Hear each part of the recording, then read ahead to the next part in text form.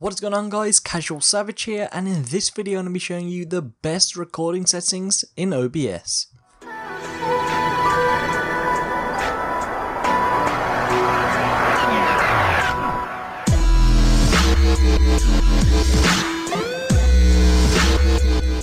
Now just before I get into this video, if you'd like to request a tutorial, then be sure to leave it in the comments below or ask me on Twitter. Okay, so as you can see I have OBS opened up right now, and of course we're going to head over to the settings.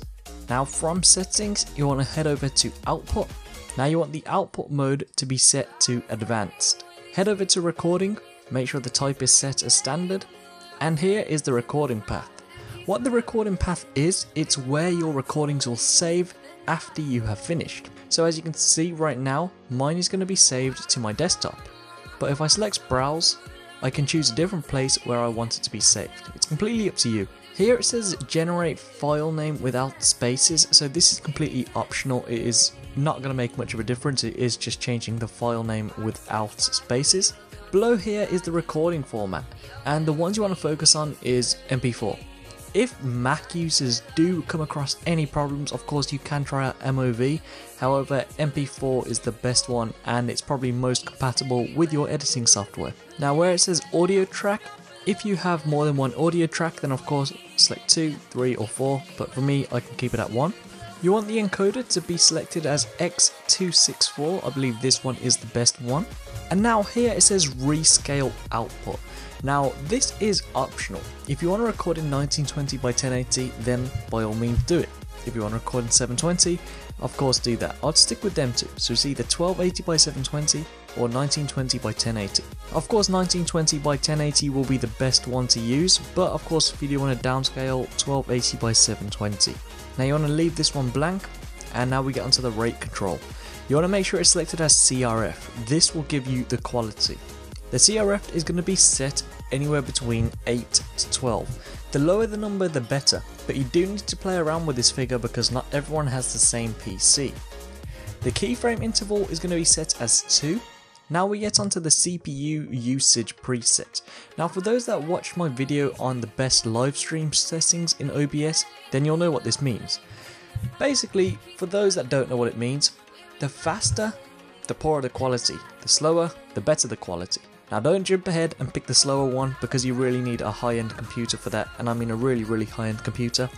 Most people watching this video will either be on very fast or faster, or of course you can be on ultra fast or super fast if you don't have the best CPU. Now very fast and faster is still going to give you a very good quality, so it doesn't really matter, you can pick one of them. I'm going to go with faster. For the profile you want to make sure it's set to main, the tune save it as none, make sure this is unchecked, and now for the X264 options you want to have OpenCL equals true. What this is going to do is going to help the CPU encode the recording. Now the next thing I'm going to do is head over to the audio tab. Now from here you want to select your speakers. Now what this is going to be is going to pick up the gameplay audio. So just select this one or default. For desktop audio 2 devices, this is if you have background music or any other type of sound in the back, you can pick it from here. And for the mic auxiliary to audio device, pick your microphone. Very essential you have your microphone, otherwise you're going to be recording and have no sound from you talking. Now move on to video. The base canvas resolution is 1920 by 1080, output scale resolution 1920 by 1080. If you picked the rescale output to 1280 by 720, then make sure you change the output scale resolution to 1280 by 720 as well. Now after that, the downscale filter is completely up to you. I recommend just staying on the middle one and not actually touching it, but of course you can come to the bottom one here.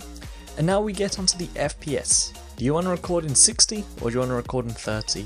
To be honest, there isn't a difference or much of a difference when you are watching back, but it is completely up to you. 60 FPS is always available, you would select this here.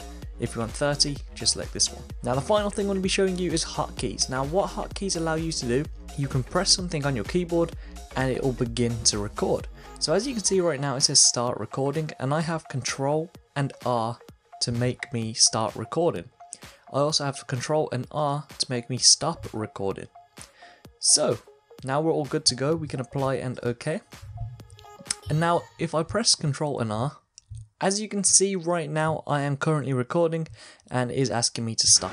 Anyway, that's it for this video. Hopefully this video has helped you, and like I mentioned at the start, if you'd like to request a tutorial, be sure to leave it in the comments below or ask me on Twitter. Thank you so much for watching. Please subscribe, rate, and peace.